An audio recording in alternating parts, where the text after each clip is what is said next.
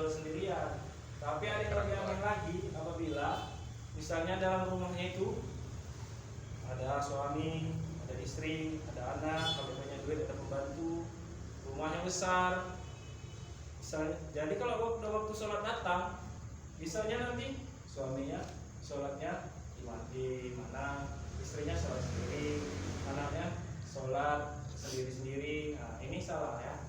Ini perannya terhadap kepala keluarga.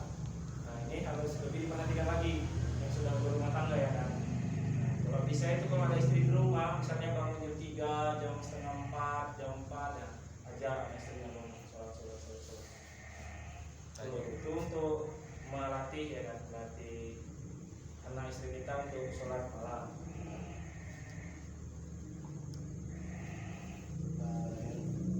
Nah ini yang kita dari sabita ini akan kita rinci lagi. Dari rinci ini kita keluarkan amalan-amalan andalannya yang pahalanya besar. Yang tadi, yang pertama, poin pertama tadi apa tadi? Nah, tadi udah menjelaskan lupa sholat. Terus poin yang kedua adalah membaca Al-Quran.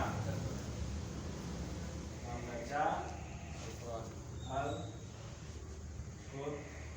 Nah, beberapa kali lah ini. Ada yang baca Quran hari ini. Nah, ada yang enggak juga. Sampai sekarang dari tadi subuh sampai isya tadi ada. Ini banyak pahalanya ternyata. Banyak pahalanya. Kenapa? Karena ketika membaca Al-Quran, apabila kita membaca satu huruf, misalnya kita baca Alif Lam Mim, misalnya kita baca Alif Lam Mim, ya kan?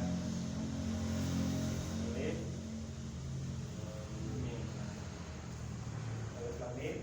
Nah, ini dibaca kita enggak bukan satu kebaikan. Apabila baca Al-Quran, Alif Lam Mim tidak dibaca dengan satu huruf, tapi baca alif satu, lam satu, dua, mimnya tiga. Nah, coba lagi kalau dites lah dulu Alif Lam Mim bagaimana nih, coba Alif Lam Mim sesuai tajwidnya. Ini banyak pahalanya loh. 10, 20, 30 kebaikan kalau kita baca. Satu hari misalnya, kalau misalnya kita melakukan dosa 9 kali, baca Alif Lam Mim aja, udah untung kita ya kan. Itu matematika ini, udah untung. Nah, coba.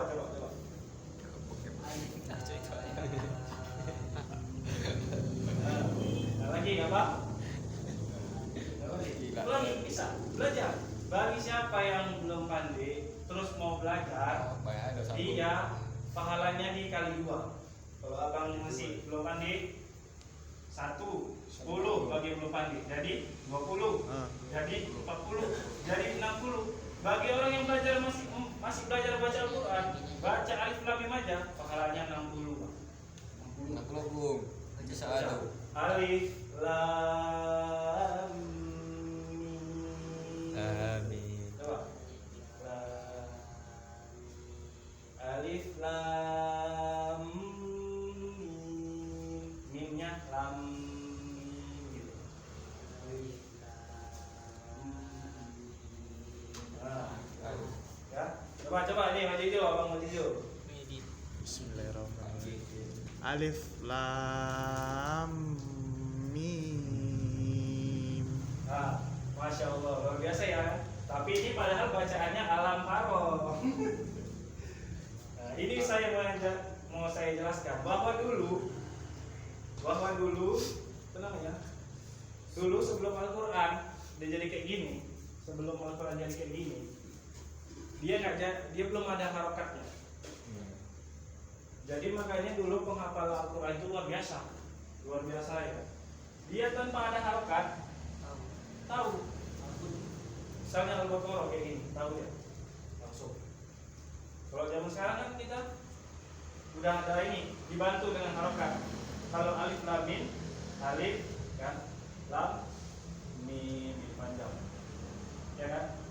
Kalau ini bisa berubah lagi, jadi alam tahu kaifa fa'ala rabbuka bi ashabil fil, ya kan?